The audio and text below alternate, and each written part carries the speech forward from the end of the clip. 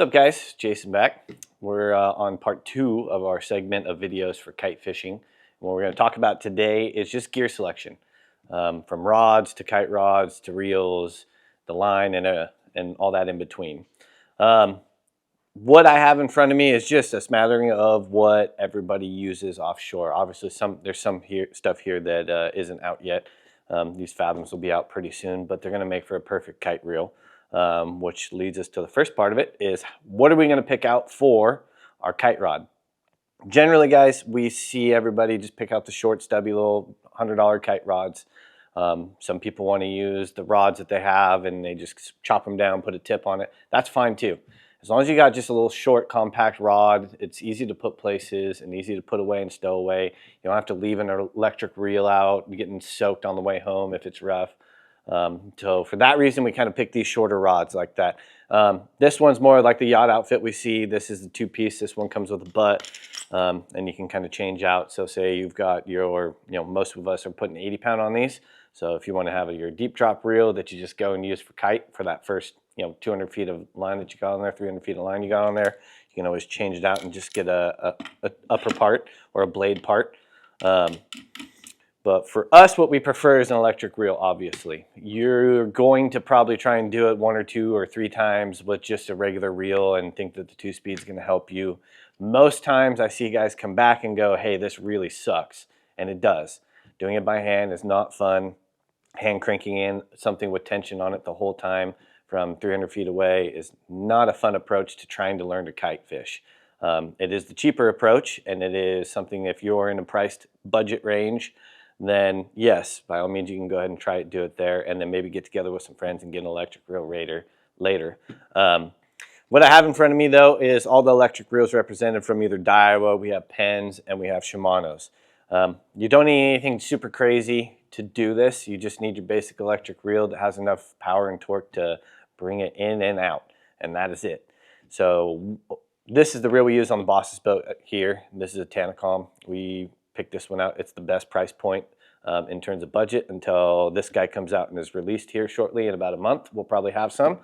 But either way, these are great options. The Seaborg's a great option. Beastmaster, Forestmaster's a great option.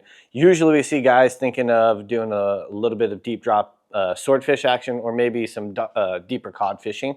They'll pick out like the Beastmasters, Forestmasters, Seaborgs just because they got a little bit more power and torque to them. Neither one will, they're all going to work for you as far as the kite rod goes. The main thing is you just need to bring it in and out with very ease. All of these have auto stop functions too, so you can have it set so it stops 50 feet from the boat or 30 feet from the boat.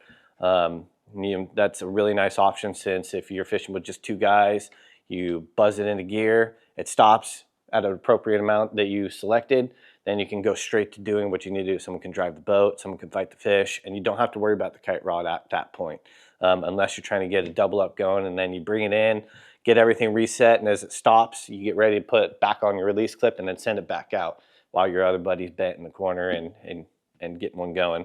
So that's kind of what we select for the kite reels and rods.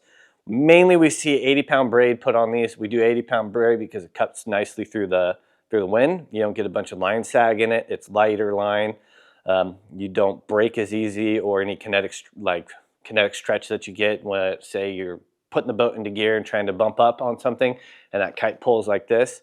I've seen 50 and 65 pound snap like that. This is going in and out of guides a lot, and sometimes you guys might have some laying on the ground, you step on it, you weaken line. So 50 and 60 pound will snap real easy if you have a fray in the line or you start roughing up. Nobody's that gentle on their gear, right? So if on your tip-top guide, you end up with a little bit of chafing in there and damaging line, the 80 pound line will last that much longer before you start snapping line and losing $200 or $300 here and there.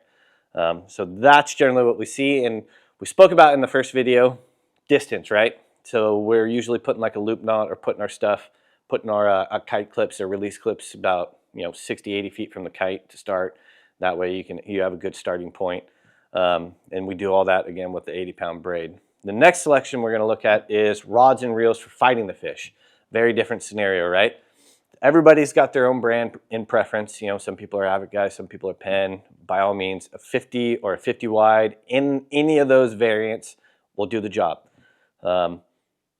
you don't have to go to an 80 wide or like a 130 or something. I've had a lot of customers come in and try and do that, or will calls in our store was an option on the website, which honestly, it's better to come in here, talk to us, get the right gear the first time so that we don't have to do a full return and say, hey man, the 80 is a little heavy and it's a little cumbersome. You probably don't want to go that route. For that reason, we'll just pick out the 50 wide. So I got a Talica 50 here. We got a Penn VISX 50 here.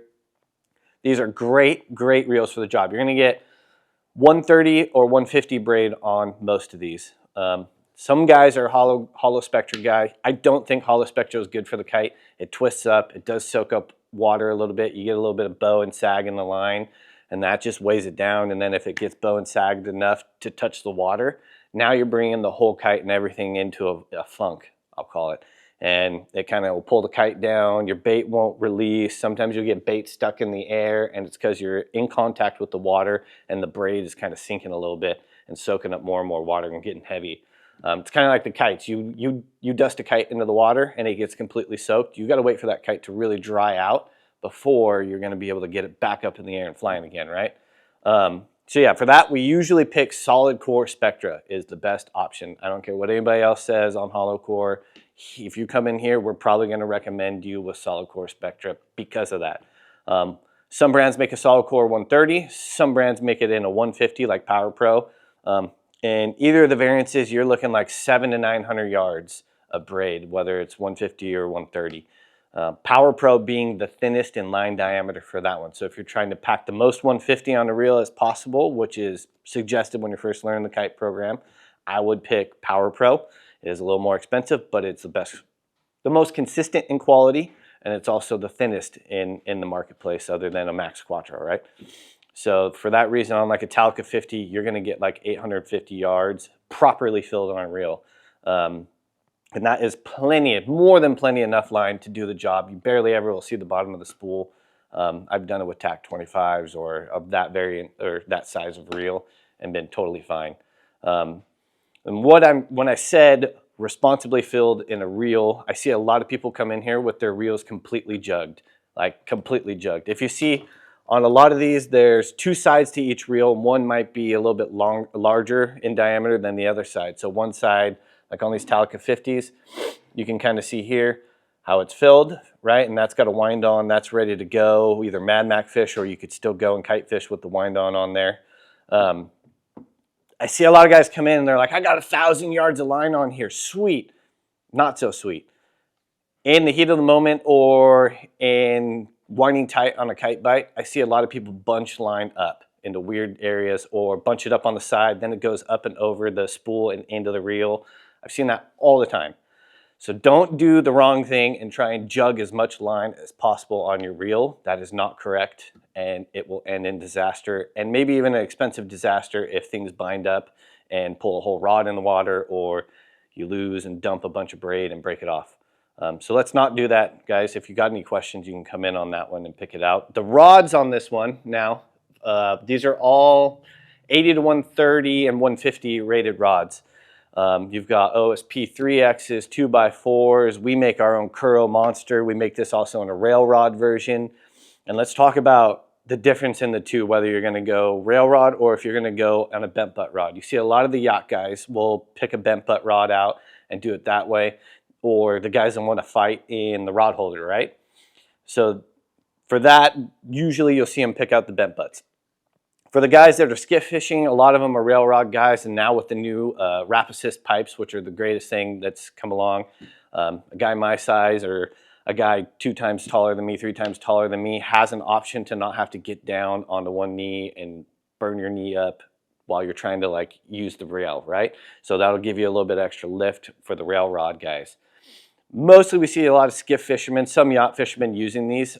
It's a little bit easier to wind into bites. You can kind of hold and work your bait as you need be with the kite or with the rail rod version of this. Whereas on your bent butt rods, they're going to be a little bit heavier because you got a big metal butt on the back end, right? And most guys are going to want to fight out of a harness on this one and not the wrap system. I will say, if you've never harness fished before and you've never actually tied into yourself to a fish like that, it gives you an immense amount of power against that fish. And when we're talking kite fishing, we're usually, like I said, 150 braid, and then you're going to 300-pound leader that's on there or 200-pound leader, you can pull really hard on those two married together. And with the harness and being fastened into everything, you have so much more leverage over that fish. It's not even funny. If you haven't done it before, I really suggest you guys give it a shot. It does really take some pressure off your back and everything else, as opposed to the rail rods. For the more sportier guy, we'll see him pick the rail rod, right? And it is fun. It's a great time, but you are going to beat yourself up a little bit more on these ones. And again, we'll go over all these rods here are about 80 to 130, up to 150, or if you're looking at like a series of rods, they call it like a triple X, double X, or quadruple X. So you have the 2x4, the 3X, and the 4X from Seeker, which is one of their rods that they make. These particular ones were made in our rod shop. I kind of like to go pick up blanks and then have them made in our rod shop. I get a little bit better spacing and quality out of it in that sense. Our Kuro Monster Rod, also made in our shop. We make a rail rod version of this one too. You can reference it on the website or call in. We usually have them in stock on the racks. You can pull on one.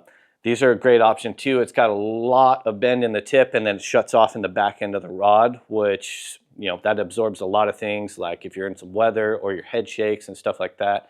It really absorbs a lot and doesn't give you that option to pull hooks as easy.